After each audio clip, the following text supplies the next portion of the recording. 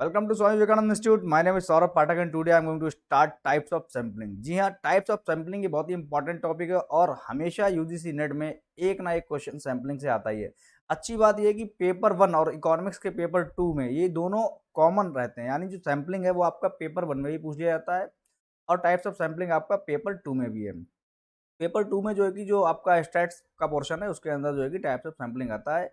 जब भी हम स्टैटिक्स या इकोनोमेट्रिक्स पढ़ते हैं उसमें हम रिसर्च वर्क करते हैं तो उसमें टाइप्स ऑफ सैम्पलिंग हमारा आता है। टाइप्स ऑफ सैम्पलिंग जो है कि कई बार पूछा गया है। तो सबसे पहले तो यहाँ पर हम ये समझेंगे कि टाइप्स ऑफ सैम्पलिंग में जो कन्फ्यूज़न रहता है ना, कि जो यहाँ पर जो एक्चुअल में होता है कि जो टाइप्स ऑफ सैम्पलिंग है, तो यहाँ पर अगर हम सबसे पहले ये हम पढ़ते हैं कि भाई प्रोबेबिलिटी सैम्पलिंग कौन से हैं, प्रोबेबिलिटी, और दूसरा हम पढ़ते हैं नॉन प्रोबेबिलिटी, नॉन प्रोबेबिलिटी है ना। तो यहाँ पर इनके कुछ टाइप्स हैं, इनके कुछ टाइप्स हैं। तो इनके टाइप्स जो भी हैं, तो सबसे पहला जो क्वेश्चन आता है कि भाई ये जो गिवन मान लो कि फॉर एग्जांपल ये जो सैम्पलिंग है, ये कौन सा सैम्पलिंग है, प्रोबेबिलिटी सैम्पलिंग है या ये नॉन प्रोबेबिलिटी सैम्पलिंग है। तो ये याद करना या याद रहना या हमने इंस्टेंट तो कर लिया लेकिन एग्जाम के टाइम पे हम भूल जाते हैं। तो सबसे पहले तो मैं आपको निमोनिक्स दूंगा इसके बारे में, है ना। इसको आपको याद कैसे करना है, इसको आपको याद कैसे करना है। तो यहाँ पर जो निमोनिक्स होगा वो हम आगे आपको बताएंगे। सबसे पहले हम पढ़ेंगे कि भाई सैम्पलिंग एक्चुअल में होता क्या है। तो sampling is a process used in statistical analysis in which a pre determined, देखिए कीवर्ड कीवर्ड जो है कि ये जो यहाँ पर हैं ये आपको समझने होंगे, क्योंकि अगर आप कीवर्ड भूल गए तब जो है कि एग्जाम में आप क्वेश्चन भी नहीं कर पाओगे। रीजन ये है कि वहां पर कीवर्ड से रिलेटेड जो भी उसके सिनोनिम्स होते हैं वो यूजीसी नेट या एनटीए रख देता है। रीजन ये है कि जैसे कि मान लो कि नॉर्मली तो सभी लोग पढ़ लेते हैं, है ना। और अगर मान लो कि उन्होंने सिनोनिम रख दिया तो आप जो वहां पर थोड़ा अब इट कंफ्यूज हो जाओगे, क्योंकि यहाँ पर ये आप जो पेपर दे रहे हो ये आपका प्रोफेसर, यानी आप रिसर्च ही इसके बात करोगे, तो यानी आपको बिल्कुल कॉन्सेप्ट नॉलेज उसकी मालूम हो। तो ये आपका सैम्पलिंग जो है कि ये प्रोसेस है ये आपका जो है कि statistical analysis in which a predetermined number of observations are taken from larger population. ये तो आप मैं पुराने लेक्चर से आपको बता चुका हूँ कि जैसे मान लो कि ये फॉर एग्जांपल ये आपकी पॉपुलेशन है, में से आपने क्या करा, क्योंकि ये आपने इस तरह से आपने सैंपल उठाया, तो ये तो आपको मालूम है ये सैम्पलिंग होता है, ये आपका सैम्पलिंग है ना। लेकिन जो है कि यहाँ पर अब ये सैम्पलिंग के वेरियस टाइप्स होते हैं। तो उनका जो है कि पहला टाइप है प्रोबेबिलिटी सैम्पलिंग, दूसरा है non probability sampling. Probability sampling दूसरा है आपका नॉन प्रोबेबिलिटी सैम्पलिंग। अब देखिए प्रोबेबिलिटी जो सैम्पलिंग है, probability sampling is a method that select random number of population bye setting a few selection कर। कुल मिला के बात ये है कि प्रोबेबिलिटी सैम्पलिंग में probability of getting selected of every sample is equal. कहने का मतलब ये है कि मान लो ये पॉपुलेशन है, अब इस पॉपुलेशन फॉर एग्जांपल मान लो कि 10 लोग हैं, लोग हैं 10 लोग हैं। तो यहाँ पर क्या है कि हर एक सैंपल की, वेट अ मिनट, हाँ यहाँ पर आपको दिख नहीं रहा होगा, वेट अ मिनट। कहने का मतलब ये है कि यहाँ पर आपको हर एक सैंपल की जो प्रोबेबिलिटी है वो इक्वल है सेलेक्ट होने की, यानी 1/10। यहाँ पर हर एक सैंपल की जो प्रोबेबिलिटी है सेलेक्ट होने की सैंपल में वो है आपकी 1/10, यानी जो है कि probability of selecting of each sample और ईच वट एवर द यहाँ पर जो भी आपका ऑब्जेक्ट है is equal. These selection parameters allow every member to have equal opportunities to be part of various sample, यानी इक्वल अपॉर्चुनिटी इनके पास होती है। अब देखिए जो आपका निमोनिक है, निमोनिक यानी जो है कि जो आपको याद करने का तरीका, यानी जो आप उसको कैसे याद रख पाओगे, वो आपका ये है कि यहाँ पर जो भी टर्म, यानी प्रोबेबिलिटी सैंपलिंग में एस या सी से स्टार्ट होंगे, यानी जो भी सैंपलिंग है वो आपकी किससे स्टार्ट होंगी, एस या सी से। हाँ, कुछ स्पेशल केस हैं तो वो स्पेशल केस आप याद कर पाओगे वहाँ, यानी एक दो केस हैं वो आपको पता लगे हाँ ये छोड़, है ना। क्योंकि अगर ये चीज़ आप याद रखते हो, क्योंकि देखो ऐसा तो नहीं कि आपको इनके नाम रटने तो नहीं, क्योंकि एग्जाम में आएगा तो एग्जाम में ऑब्जेक्टिव क्वेश्चन होते हैं, एमसीक्यूज होते हैं, तो वहाँ पे आपको ये ऑलरेडी दे रखे होंगे नाम, तो आपको पहचान लेना, यानी एस वाला जो है एस वाला, सी वाला एस वाला, तो ये आपका किस में आ जाएगा, प्रोबेबिलिटी सैंपलिंग में। यानी simple random sampling, stratified random sampling, cluster sampling और सिस्टमैटिक रैंडम सैंपलिंग, ये आपके आ जाएंगे किसमें, प्रोबेबिलिटी। अब देखो इसमें जो है कि आगे हम बात करेंगे नॉन प्रोबेबिलिटी सैंपलिंग की। यहाँ पर अभी हम ये कोई थोड़ा स्किप करते हैं, अभी हम इन पे आएंगे। तो नॉन रैंडम सैम्पलिंग में मैंने कहा था जो एस से स्टार्ट होते हैं वो आपके किस में आ जाएंगे, प्रोबेबिलिटी सैम्पलिंग में। लेकिन ये आपके कौन से हैं, ये आपके नॉन प्रोबेबिलिटी सैम्पलिंग। यहाँ पर तो ये भी एक केस सी से स्टार्ट है, यानी कन्वीनियंस कन्वीनियंस कन्वीनियंस। उसके बाद एक ये वाला है स्नोबॉल, स्नोबॉल यानी ये जो है ये दो है आपके स्पेशल, ये दो स्पेशल की यानी कन्वीनियंस, कन्वीनियंस आराम, कन्वीनियंस का मतलब होता है आराम, है ना, और दूसरा स्नोबॉल। तो ये दो आपके स्पेशल केस है, यानी ये दोनों जो है कि आपके प्रोबेबिलिटी सैम्पलिंग में ना होकर के आते हैं आपके नॉन प्रोबेबिलिटी। बाद बाकी जो बचे वो सारे के सारे आपके नॉन प्रोबेबिलिटी सैम्पलिंग में, और ये भी non probability sampling. Probability sampling में जो भी एस और सी से स्टार्ट होते हैं, तो ऐसे आप याद कर पाओगे, ये आपका निमोनिक हो जाएगा, या आप हमेशा इसको याद रखोगे। ठीक है, तो चलिए अब हम स्टार्ट करते हैं जो हमारे प्रोबेबिलिटी सैम्पलिंग है, तो उनको हम वन बाय वन स्टार्ट करते हैं। तो यहाँ पर सबसे पहले हम बात करेंगे सिंपल रैंडम सैम्पलिंग। सबसे पहले हम बात करेंगे simple random, from the name itself only. Simple random sampling का मतलब क्या होता है? सिंपल रैंडम सैम्पलिंग जो है यहाँ पर, in simple random sampling the members of the sample are selected randomly and purely by chance. देखो रैंडम का मतलब क्या होता है, रैंडमली का मतलब ये होता है कि मानिए कि ये जो है कि ये आपका फॉर एग्जाम्पल यहाँ पर ये जो है कि आपका क्या है, पॉपुलेशन। हाँ, तो यानी जो है कि ऐसे आप पिक कर रहे हो ना, एक बार ये पिक कर लिया, कोई सा भी मतलब हाथ डाल रहे हो, मान लो ये फॉर एग्जाम्पल कोई एक बॉक्स है, उसके अंदर ये बॉल्स है, तो आप रैंडमली पिक कर रहे हो, आप ऐसे डाल रहे हो, आप उठा के ऐसे निकाल दे रहे हो, है ना, बाहर, यानी सैंपल आप पिक कर ले रहे हो रैंडमली, यानी जो है कि कोई सा भी रैंडम आप जो है कि कोई भी पिक कर ले रहे हो, यानी the simple random sampling the members of a sample are selected randomly and purely by chance. मतलब जो है कि कुछ भी चांस हो सकता है वहां पे, है ना, तो जो कि यहाँ पे इस तरह से आप पिक कर ले रहे हो। जैसे ये आपका क्या पॉपुलेशन, ये आपका जो ये आपका पॉपुलेशन का फॉर एग्जांपल ये आपका दे रखा है पैरामीटर, उसमें जो है कि आप जो है यहाँ से फॉर एग्जांपल ये 95th वाला आपने एक कैंडिडेट उठा लिया, 91 वाला कैंडिडेट उठा लिया, और आपने 65 वाला कैंडिडेट उठा, और ये तीनों मिलाकर के आपका क्या बन गया, सैंपल बन जाते हैं। स्ट्रेटिफाइड अब हम बात करेंगे, तो ये तो आपका सिंपल हो गया, सिंपल रैंडम सैंपलिंग मतलब बिल्कुल सिंपल ही है, उसमें कुछ ऐसा नहीं है। स्ट्रेटिफाइड, जैसे ही आप ये नाम सुने स्ट्रेटिफाइड, है ना, तो वैसे ही आप स्ट्रेटिफाइड का ये स्ट्रेटा वर्ड निकाल लें वहां, स्ट्रेटा यानी जो है पॉपुलेशन को आप वेरियस स्ट्रेटा में रखते हो, स्ट्रेटा कह सकते हो आप वेरियस स्टेटस में रखते हो, जैसे कि ये रिच पीपल हैं, ये पुअर पीपल हैं, ये वेरी पुअर पीपल। आपने स्ट्रेटा में पॉपुलेशन को डिवाइड कर लिया, और उसके बाद हर एक स्ट्रेटा से आप क्या करते हो, सैंपल पिक करते हो, है ना, ये चीज है। जैसे कि मान लो कि आपने क्या करा, यहाँ पर इस वाले चार्ट में देखिए, यहाँ पर ये आपके ये मान लो कि ये आपका यहाँ पर स्ट्रेटिफाइड रैंडम सैम्पलिंग में ये आपने ग्रुप 1 बना लिया, ये ग्रुप 2 है, ये ग्रुप 3, ये ग्रुप 4 है। ग्रुप 1 की मान लो कोई भी अलग अपनी, मान लो कि फॉर एग्जांपल मान लो ये सारे के सारे क्या है, फार्मर्स हैं, फार्मर्स हो गए, ये सारे के सारे क्या हो गए, फॉर एग्जांपल तो कि आपके टीचर्स हो गए हैं, टीचर्स हो गए, ये सारे के सारे आपके मान लो कि डॉक्टर्स हो गए हैं, है ना, और ये सारे के सारे आपके जो है कि बिजनेसमैन, यानी आपने अलग अलग स्ट्रेटा में उनको बांट लिया। अब जो है कि अब क्या कर रहे हो, एक फार्मर यहाँ से ले रहे हो, एक टीचर यहाँ से ले रहे हो, एक यहाँ से आप जो है कि तो आपका यहाँ से बिजनेसमैन ले रहे हो, एक यहाँ से आप डॉक्टर ले रहे हो, तो ये सारे के सारे यानी एक एक आपने सैंपल उठा लिया। अब ये आपका पूरा यानी सैंपल में आपके 4 लोग आ गए हैं। तो यानी स्ट्रेटिफाइड सैम्पलिंग में first you will have to block whatever the society is there, whatever the population is there in various stratas, और फिर उसके बाद जो वो स्ट्रेटा जो है उन पे जो है कि आप उनसे सैंपल निकालोगे और उन पे फिर आप वर्क करोगे। ठीक है, ये चीज़ है। तो यहाँ पर इन stratified random sampling first the population is divided into sub groups, population को सब ग्रुप्स में जो है कि डिवाइड करा जाता है, known as strata, and then member of each subgroup are selected randomly. के बाद जो है कि फिर आपने मान लो डॉक्टर्स का ग्रुप है, तो आपने किसी का भी डॉक्टर को आपने पिक, हाँ, तरह से मैंने कहा आपको simple random sampling, simple random sampling में क्या था, पूरी की पूरी पॉपुलेशन थी, आपने कुछ स्ट्रेटा कुछ भी डिवाइड नहीं करा, आपने सीधा सीधा वहाँ से पिक कर लिया। लेकिन यहाँ पर जो है कि क्या करोगे आप, यहाँ पर पहले तो आप स्ट्रेटा में उनको डिवाइड करोगे, उसके बाद जो है कि आप वेरियस स्ट्रेटा से अपना एक रैंडमली या एक एक दो दो या जो भी आपको सैंपल चाहिए तो आप अपने रैंडमली सैंपल कर सकते हो। आई होप की point will be cluster clear to you. अब जो है कि क्लस्टर क्लियर क्रिस्टल क्लियर के बाद जो है कि आपका जाता है क्लस्टर सैंपलिंग, है ना।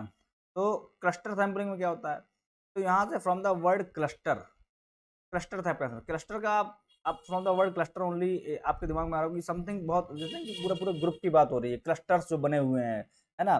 क्लस्टर के दिमाग में आपका होता है कुछ इकट्ठा एक, है ना, इस तरह से आपके दिमाग में आ रहा होगा। तो यानी क्लस्टर सैंपलिंग और स्ट्रेटा सैंपलिंग ये सिमिलर हैं कैसे, लेकिन सेम नहीं है। अब देखो सिमिलर कैसे हैं, सिमिलर इस बेस पे हैं, सिमिलर इस बेस पे हैं कि आपके स्ट्रेटा सैंपलिंग और उसके बाद क्लस्टर सैंपलिंग। स्ट्रेटा में हम बनाते हैं, वेरियस स्ट्रेटा हम बनाते हैं। क्लस्टर में स्ट्रेटा बने हुए होते हैं, यानी बने हुए होते हैं, यानी स्ट्रेटा जो है कि ऑलरेडी बने हुए होते हैं, नेचुरली बने हुए होते हैं, नेचुरली बने हुए होते हैं, यानी जो क्लासिफिकेशन है वो ऑलरेडी बाय नेचर होता है। जैसे ये मान लो कि आपका फॉर एग्जांपल आपका शहर है, इस तरफ मान लो कि ऐसे लोग रहते हैं, फॉर एग्जांपल झुग्गी झोपड़ी ऐसा होता है, आपने देखा होगा कि मान लो मुंबई में आप गए हो तो आपने देखा होगा रोड के साइड सारी की सारी मान लो कि बिल्डिंग्स हैं, इधर सारी की सारी बिल्डिंग्स खड़ी हुई हैं ये, और इधर जो है कि ये झुग्गी झोपड़ी वाले हैं, पूरा आपने झुग्गी झोपड़ी वाला पूरा देखा होगा बहुत, हाँ। तो इस तरह यानी वो नेचुरली ऐसा नहीं कि उनको डिवाइड करा गया है, वो बहुत समय से सैकड़ों साल वर्ष पहले से जो है कि ऐसा वहाँ पे है। तो यानी ये क्लस्टर, तो आपने क्या करा, जब ऐसा है तो आपने यहाँ से सैंपल उठा लिया और आपने यहाँ पर भी जो है कि अलग अलग स्ट्रेटा हैं, लेकिन दो stratas are formed naturally, they are not human made और मैन मेड, ऐसा नहीं वहाँ पर है ना। तो यहाँ पर in cluster sampling various segments of population are treated as clusters and member from each cluster are selected. वही बात की हर एक क्लस्टर से मेंबर क्या है रैंडमली यहाँ पे चूज कर लिया। तो it seems similar to stratified sampling, हाँ देखो दिख रहा है ना similar stratified sampling, there is a difference in both, लेकिन उनमें दोनों में डिफरेंस है। डिफरेंस क्या है, in stratified sampling the researchers divide the population into sub two homogeneous sub group, यानी जो रिसर्चर है वो पॉपुलेशन को होमोजीनियस का मतलब, होमो का मतलब है सिमिलर, जैसे कि यहाँ पर इस वाले सेगमेंट में सारे के सारे क्या है, ये वाला सेगमेंट है, इसमें सारे के सारे लोग क्या हैं, झुग्गी झोपड़ी वाले हैं, है ना। तो यानी होमो है, इधर ये होमो है, और इधर क्या है, ये सारे के सारे क्या है, बिल्डर्स हैं, रिच पीपल, है ना। तो यहाँ पर ये आपका क्या होगा, ये भी होमो, यानी ये ग्रुप एक जैसा है और ये ग्रुप एक जैसा है, ठीक है ना। तो होमोजेनियस ग्रुप्स में ऑलरेडी जो है कि बाय नेचर जो ये पॉपुलेशन जो भी है वो आपकी डिवाइड होती है, तो वहाँ से जो है कि हम निकालते हैं। अब देखो एग्जाम्पल आप ये ले सकते हो, तो ये मैंने रिच पुअर का ले लिया, यहाँ पे आप दे सकते हो age sex and so on, मान लो कि एज, मान लो फॉर एग्जाम्पल बाय नेचर क्या होता है भाई, ऐसा था नहीं कि हमने क्या करा कि मतलब बिलो 18 ईयर, बिलो 18 ईयर्स हमको एक पीपल चाहिए, और अबव 18 ईयर्स हमको लोग चाहिए, ठीक है ना। तो ऐसा था नहीं कि जो हम क्या करेंगे कि अपने आप हम बनाएं उनको, अपने आप हम उनको फॉर्म करें, ऐसा नहीं है, ऑलरेडी वो तो बने हुए हैं, वो तो बाई नेचर बने हुए हैं। भाई 18 साल से इतने कम लोग हैं वो बाई नेचर हैं, और 18 साल से ऊपर के लोग हैं वो बाई नेचर हैं, बने हुए हैं, हाँ। तो आपने जो है कि इनकी पॉपुलेशन से आपने कुछ सैंपल उठा लिया, यहाँ से आपने कुछ सैंपल, हाँ, ये चीज़ें। सेक्स मतलब मेल फीमेल, यानी मेल और फीमेल जो है कि यहाँ पे बाय नेचर बने हुए हैं, है ना। तो ये जो है कि आपका क्लस्टर, यानी तो ये कलर से आपको दिख रहा होगा कि various colours are showing that these population whatever the population division is there, this is having similar, यानी होमोजेनियस यहाँ पर पॉपुलेशन है, यहाँ पर इसकी होमोजेनियस, यानी ये सारे के सारे आपके लाइट ग्रीन है, ये आपके जो है कि यहाँ पर वायलेट है, इसका मतलब है कि आप ये एक अलग टाइप का क्लस्टर हो गया है, ये अलग टाइप का क्लस्टर हो गया है, यानी ये आपस में तो हेट्रोजीनियस है, लेकिन हर एक क्लस्टर के अंदर ये इनका होमोजीनियस। तो सबसे एक अच्छी बात ये है कि आप इस तरह से आपको याद रखना, और ऐसे क्वेश्चन भी आ जाता है कि क्लस्टर में क्लस्टर में हेट्रो दिखते हैं आउटसाइड, बाहर से हेट्रो, लेकिन होमो होते हैं इनसाइड, अंदर होमो होते हैं। लेकिन स्ट्रेटिफाइड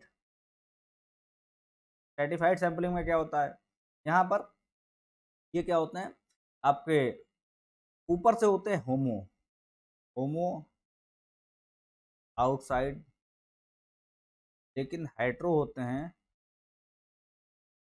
ये आपको ऐसा करिए, है ना। तो अब हम क्या है कि आई होप कि अभी तक की चीज़ें आपके लिए क्लियर होंगी, ठीक है? और अब जो है कि हम आगे के लिए ज़रा मूव करेंगे। अभी जो है कि हम यहाँ पे आगे चलते हैं, सिस्टमैटिक रैंडम सैंपल। ये एक जो है कि एक पॉइंट और नोट कर लीजिएगा, on the random hand on the other hand in cluster sampling they do not divide the population into sub groups. यहाँ पर पॉपुलेशन को हम लोग अपने आप सब ग्रुप में डिवाइड नहीं करते हैं, cluster but randomly select from already existing और नेचुरली अकरिंग सब ग्रुप। जो मैंने बताया था कि यहाँ पर नेचुरली अकरिंग जो सब जो है कि यहाँ बनता है बना हुआ, तो वहीं से हम रैंडमली फिर अपना सैंपल पिक करते हैं।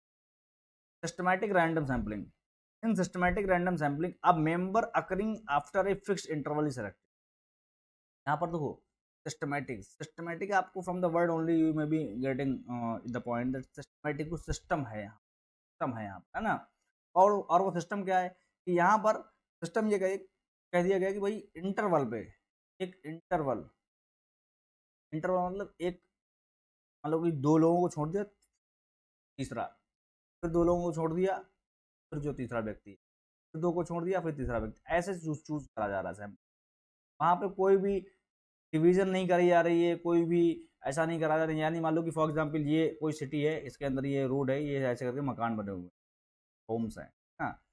अब जो है कि यहाँ पर सर्वे करना, अब ये ऐसे ऐसे करके बहुत सारे रोड्स के किनारे किनारे ऐसे होम, हाँ, तो ये तो ऐसे हज़ारों होम्स बने हुए हैं, तो हज़ारों होम्स का जो है कि सर्वे करना पॉसिबल नहीं है। तो क्या कहा गया कि भाई अगर इसके इस रोड के यहाँ पे पता करना है, एक काम करते हैं, पहले एक घर लेते हैं, इसका देख लेते हैं, उसके बाद 5 घर छोड़ दो, ठीक है ना? 1 2 3 4 5 घर छोड़ दो, फिर दूसरे का ले लो, फिर 5 घर छोड़ दो, फिर तीसरे का ले लो, तब ये थर्ड नंबर पे तो आएगा। उसके बाद फिर 5 घर छोड़ दो, फिर ले लो।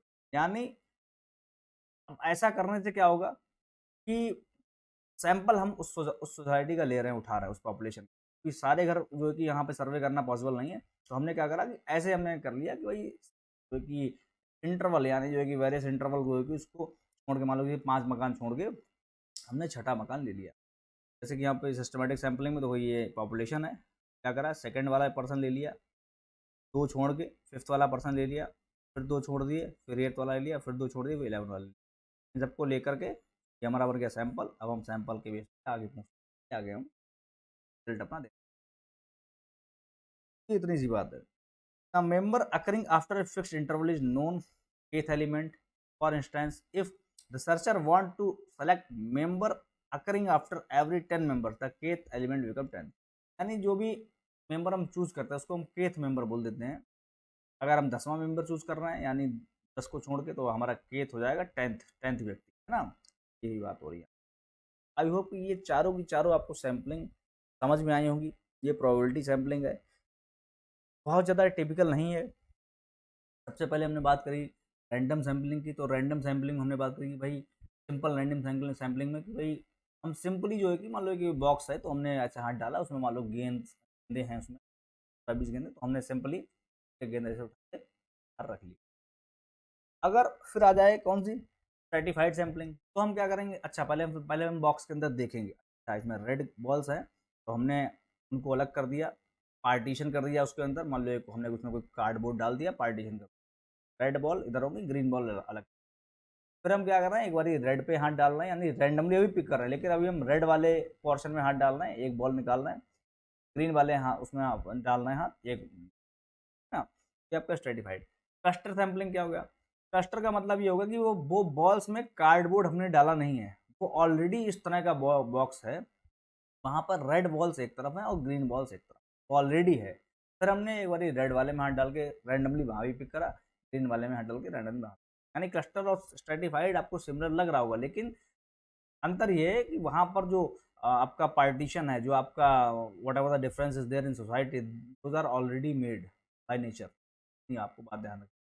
उसके बाद सबसे लास्ट हमने अपनी बात करी है सिस्टमैटिक सैम्पल, तो कि हमने सीखा यहाँ पर सिस्टम होते हैं, यहाँ पर हम इंटरवल के दौरान, यानी हमने क्या करा, अगर बॉक्स में उसी बॉल का एग्जाम्पल लें, तो हमने क्या करा, उन बॉल्स को लाइन से पिक ऐसे रखा, लाइन से हमने ऐसे करके रखा उनको, है ना? इससे मतलब नहीं है कि ग्रीन है रेड है, इससे मतलब नहीं, जो भी हाथ पे बॉल पड़ रही है हमने लाइन से उनको लगाया, है ना? और फिर हम पहली बॉल उठा ले रहे हैं, 4 बॉल छोड़ के 5वीं बॉल उठा लेना है, फिर 4 बॉल छोड़ दी, फिर आगे वाली बॉल उठाते हैं, फिर हमने 4 बॉल छोड़ दी, ऐसे करके हम एक-एक बॉल पिक कर ले रहे हैं और फिर हम उन पे study. I hope the all the points whatever the points are there will clear to you. तो यहाँ पर तो वेट अ मिनट, अब हम आगे बात करेंगे यहाँ पर non probability sampling. Non probability sampling अब हम यहाँ पे बात करेंगे। तो नॉन प्रोबेबिलिटी सैम्पलिंग में सबसे पहले तो हम डेफिनेशन की बात करेंगे। तो यहाँ पर नॉन प्रोबेबिलिटी सैम्पलिंग, क्योंकि डिफरेंस समझिएगा। प्रोबेबिलिटी सैम्पलिंग हमने बात करी थी, तो whatever the elements are there, chances of selecting of each element is equal. Chances जो है कि वो हर एक एलिमेंट सेलेक्ट होने के इक्वल हैं, ठीक है ना, आर इक्वल आप कह सकते हैं।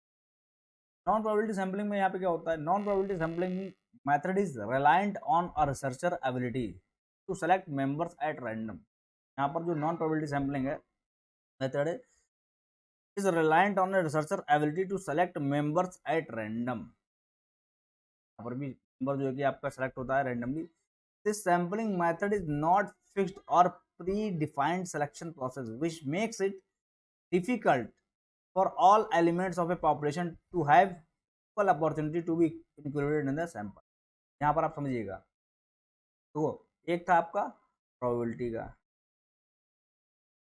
दूसरा आपका है नॉन प्रोबेबिलिटी। हाँ, अब देखो प्रोबेबिलिटी वाले में आपने एक बारी मैं आपको बैक ले जाता हूँ। प्रोबेबिलिटी वाले में आपने क्या देखा था, probability sampling is a method that select random number of population bye setting a few criteria. कुछ होते हैं, these selection parameter allow every member, ये कीवर्ड देखिएगा, every member to have equal opportunity to be a part of various sample। हर एक member को यहाँ पे equal opportunity है कि वो सैंपल का पार्ट मिले। तो आपने बॉक्स में हाथ डाला, वहाँ पे आपने, अब वहाँ पर तो हर एक गेंद के इक्वल चांस है ना, इक्वल चांस है ना जो कि पिक होने के, है ना। लेकिन आपके हाथ में जो भी बॉल पड़ी आपने उठा, हाँ, ये चीज़। अब आप ये ना कहना कि सर जो ऊपर बॉलोगे उसके ज़्यादा चांस, जो नीचे बॉलोगे उसके कम चांस हैं। बॉक्स इस तरह का है कि मतलब जो कि आप कोई से भी, आप नीचे ऐसे कुछ भी उठा सकते। तो यहाँ पर तो ये तो आपका था यहाँ पे इक्वल चांस है।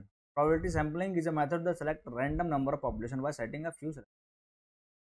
और इसमें जो है कि यहाँ पर नॉन प्रोबेबिलिटी सैम्पलिंग में, non probability sampling method is reliant on researcher ability. ये आपका रिसर्चर की एबिलिटी पे रिलायंट है, रिसर्चर की एबिलिटी पे, to select members at random. यानी कि रिसर्चर की एबिलिटी, मेरा मन हुआ कि मुझे कोने पर साइड से बॉल उठानी है, अपने साइड से बॉल उठानी, मेरी जो एबिलिटी है, मेरा मन है मैं सबसे बॉटम वाली बॉल उठाऊंगा, बॉटम वाली मैंने पहले ही बना दी, तो वहाँ पे चांसेस इक्वल रह ही नहीं गया ना। लेकिन this sampling method is not fixed, not a fixed और predefined selection process which makes it difficult for all elements of a population to have equal opportunities to be included in a। तो क्योंकि जब ये pre defined नहीं तो यहाँ पर equal opportunity हो जाती है सैंपल में इंक्लूड होने की। अब ये यहाँ पर आपकी जो टाइप्स ऑफ सैम्पलिंग है, आपकी convenience sampling, judgemental, snowball, quota और डायमेंशनल। तो कन्वीनियंस सैम्पलिंग आपकी वो होती है कि अपने कन्वीनियंस के लिए, जैसे मान लो कोई रिसर्चर है, वो अपने घर पे लेटा हुआ है ना, अब उसे लेटे लेटे मूवी देखना बहुत पसंद है, उसमें आलस है ना। अब वो चाह रहा है कि भाई उसको कोई रिसर्च करनी है, तो वो क्या करेगा, अपने पास के जो भी है ना, पास के जहाँ पर लोग हैं वहाँ पे जा कर के डेटा इकट्ठा कर लेगा, यानी सैंपल इकट्ठा कर लेगा। यानी जो है कि वो घर पे रहना है, आलसी व्यक्ति है वो, घर पे पड़े पड़े मान लो मूवी वगैरह देखनी रहती है ना, या कोई भी काम आराम उसको चाहिए कन्वीनियंस के लिए, तो वो क्या करेगा, पास, यानी भाई, यानी उसके रिसर्च में क्या हो जाएगा, बायस्ड हो जाएगी, बायस्ड होने के चांस, यानी गलत गलत होने के चांस है उसकी। कि आप कोई रिसर्च करते तो वहाँ पर आपके पास डेटा अच्छे से अच्छा डेटा होना चाहिए, सैंपल अच्छा से अच्छा होना चाहिए। यानी मान लो फॉर एग्जाम्पल उसका घर ये है और ये बहुत सारे घर हैं, और ये यानी इतना बड़ा जो है कि ऐसे करके ये पूरी सिटी का रिसर्च करनी, तो अब यहाँ पर नहीं जाएगा, क्या पता यहाँ पर कुछ और हालात हो सिटी, वो यहाँ पर जा ही नहीं रहा है, तो क्या कर रहा है, अपने इन 3 घरों की 4 घरों की इतना उसने सैंपल ले लिया, उठा लिया, क्या पता भाई उसकी यहाँ पे अच्छी लोकेलिटी, अच्छा एनवायरनमेंट, पोल्यूशन बिल्कुल नहीं, बिल्कुल भी ना हो, लेकिन यहाँ पर बहुत पोल्यूशन है, लोगों को बहुत परेशानी हो रही हो, तो वो यहाँ पे नहीं जा रहा है। वो क्या कर रहा है, अपने कन्वीनियंस के लिए अपने आस पड़ोस की जो यहाँ पर उसको डेटा आसानी से मिल जा रहा है, वहाँ पे जा करके डेटा ले ले रहा है। तो ये तो, और फिर उसमें से यानी वैसे उसने सैंपल अगर उठाया है तो वो सैंपलिंग कहलाई जाएगी convenience sampling. Judgemental sampling, judgemental sampling आपकी वो होती है कि अपने आप का जजमेंट उसमें शामिल कर देना, अपने आप का जजमेंट उसमें, यानी अपना दिमाग लगा लेना, नहीं नहीं ये वाली सही है। जैसे कि मतलब तरीका क्या होना चाहिए भाई, यहाँ से भी डेटा उठे, यहाँ से भी डेटा उठे, मतलब हर एक पोर्शन से अगर डेटा उठेगा, सैंपल उठेगा, तो फिर वहाँ पे उसमें सैंपल में अनवाइज्ड होगा, अनवाइज्ड मतलब एरर कम होंगे, ऑब्जेक्टिविटी होगी उसके अंदर। लेकिन जजमेंटल यानी अपने आप जजमेंट लिया, नहीं नहीं ये वाला मैं यहाँ से डेटा लूंगा, मैं यहाँ से लूंगा, मैं यहाँ से ले लूंगा, या मैं यही 4 घर लूंगा, इन्हीं से स्टडी करूंगा। तो यानी ये हो जाती है जजमेंटल, अपने आप जजमेंट लिया। स्नोबॉल सैम्पलिंग, स्नोबॉल सैम्पलिंग में क्या होता है कि अभी क्या है, आप हो ये, आपने अपने फ्रेंड से बोला कि भाई डेटा मुझे चाहिए, तो फ्रेंड बोला हाँ बिल्कुल व्यवस्था करवा दूंगा तुम्हारे लिए, तो उसने आगे अपने 2 फ्रेंड से बोल दिया, उन्होंने कहा अच्छा ये डेटा चाहिए, चलो मिल जाएगा, तो उन्होंने फिर आगे अपने 2 फ्रेंड से बोल दिया, है ना, इन लोगों ने आगे अपने 2 फ्रेंड या अपने 2 रिश्तेदारों से इन्होंने बोल दिया, है ना, इन्होंने भी डेटा दे दिया, है ना, अपने अपनी तरफ से, यानी इनका जो, इनकी जो राय थी इन्होंने, तो ऐसे करके जहाँ पे ये चेन बनती जाती है ना, इन्होंने फिर आगे 2 बोल दिया, तो जहाँ पर यानी वो उसने सिर्फ एक व्यक्ति से कहा, फिर वो व्यक्ति ने अपना डेटा दिया, फिर आगे के 2 लोगों से कह के उनसे डेटा मंगा के उसको दे दिया, फिर उन लोगों ने आगे से आगे कहा, यानी ये आपकी स्नो वॉल सैम्पलिंग इसको कहते हैं ना। कोटा सैम्पलिंग और डायमेंशन सैम्पलिंग, कोटा सैम्पलिंग क्या होता है, देखिए कोटा में और डायमेंशन में आपको बहुत ज़्यादा जो है कि यहाँ पर हल्का सा आपको समझना होगा। कोटा सैम्पलिंग में क्या होता है, आप एक कोटा सेट कर देते हो, यानी उस कोटे में जो भी लोग पढ़ेंगे उनको ही आप उठाओगे। डायमेंशनल में, डायमेंशनल में क्या होता है कि आप कई डायमेंशन सेट कर देते हो, जैसे कि एज, हाइट, सेक्स, है ना, कई डायमेंशन वहाँ पे आप सेट कर देते हो ना, वो आपका हो जाता है डायमेंशनल। तो चलो अभी हम एक बार इनकी डेफिनेशन पढ़ लेते हैं, तो डिटेल में फिर आपको समझ में आ जाएगा।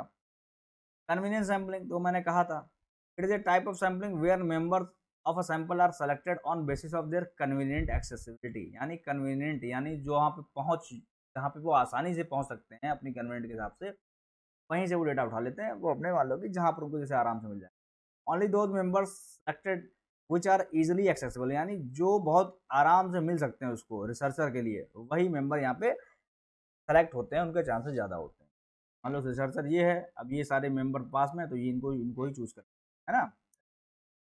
जजमेंटल सैम्पलिंग में क्या होता है, in this sampling where the member for a sample are selected according to purpose of study, यानी मैंने कहा ना कि वो उसकी उसका पर्पस ही कुछ और है, उसका पर्पस ही कुछ और है। यानी जैसे मान लो कि यहाँ पर बहुत ईमानदार लोग रहते हैं, ये पूरी सोसाइटी में ऊपर वाली लाइन में, है ना, और यहाँ पर भी बहुत ईमानदार लोग रहते हैं, लेकिन अगर के दिमाग में आ गया ना रिसर्चर के कि नहीं मुझे सोसाइटी को दिखाना है कि सोसाइटी में करप्शन है, करप्शन, हाँ सोसाइटी में बहुत ज़्यादा दिक्कत, तो वो जहाँ पर मान लो फॉर एग्जांपल ये 2-3 लोग हैं, ये बड़ा वैसा जो कि करप्शन वाला काम करते हैं, तो फिर वो कहाँ जाएगा, वो सीधा यहीं पे जाएगा, यहीं से डेटा उठाएगा, सीधा यहीं से डेटा उठाएगा, दिखा देगा, प्रूफ भी दे देगा, देखो इन लोगों ने कहा है कि भैया जो है कि अब ये लोग ऐसे ऐसे पकड़ेगा, इनका ऐसे ऐसे ऐसे है, रिकॉर्ड ऐसे खराब, दिखा देगा सोसाइटी को, और बता देगा, उसी को कर देगा कि मैंने पॉपुलेशन से ऐसे डेटा उठाया, और पूरी इसीलिए कह सकता हूँ कि इतनी पॉपुलेशन में इतना परसेंट डेटा जो है कि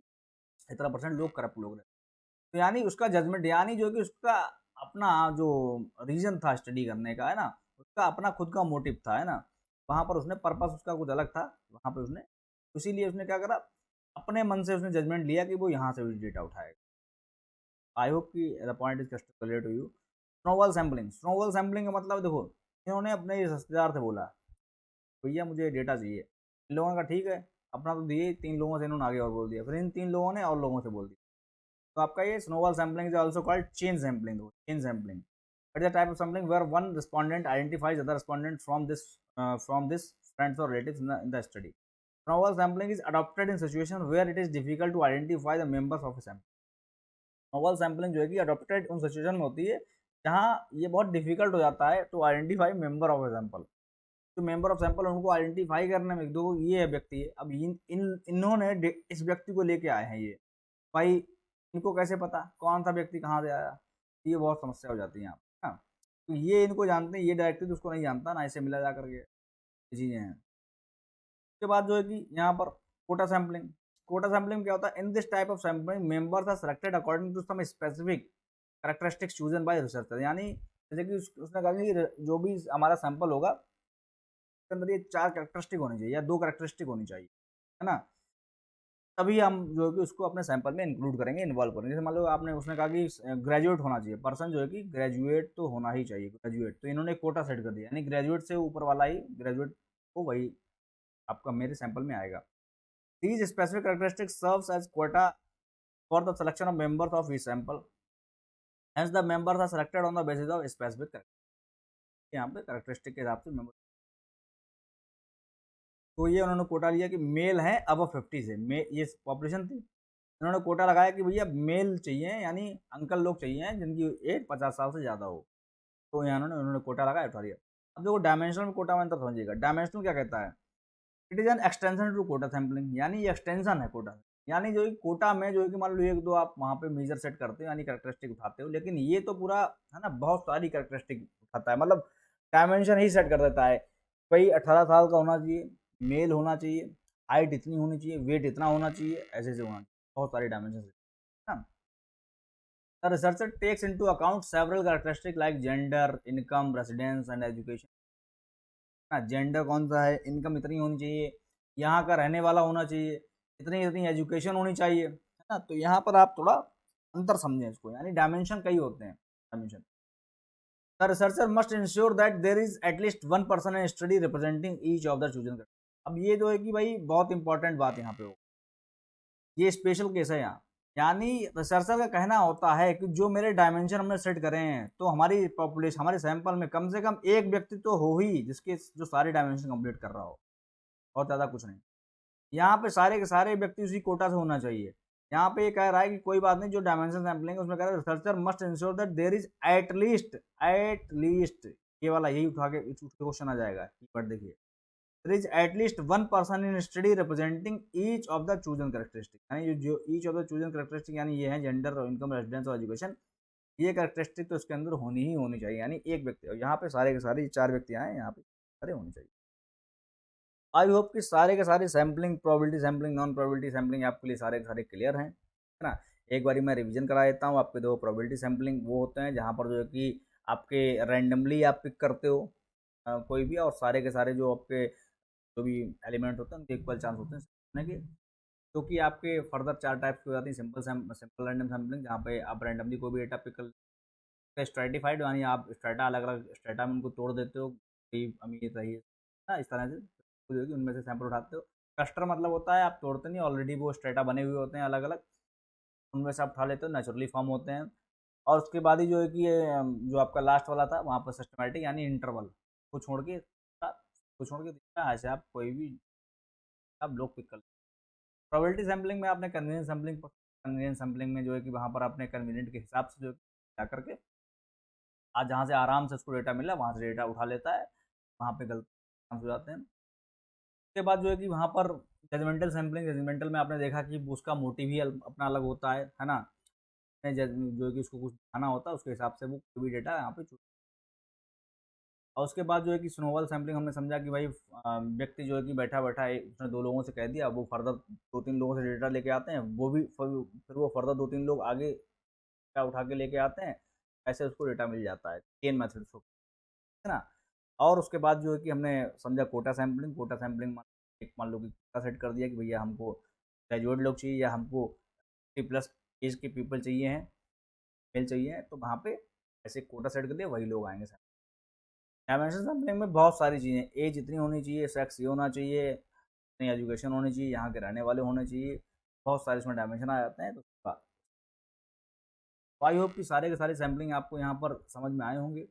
any doubt is still present in your mind, please comment section, I will be trying my best cover your particular doubt. Thank you so much, मिलते हैं नेक्स्ट सेशन में। बहुत बहुत धन्यवाद।